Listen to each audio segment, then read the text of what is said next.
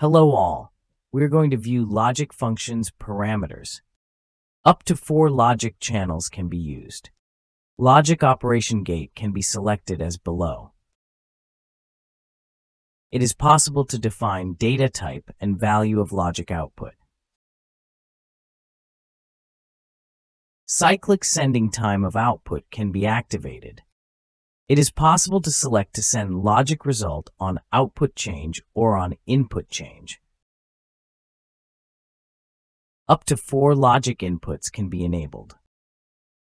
When input is enabled, it can be used as inverted.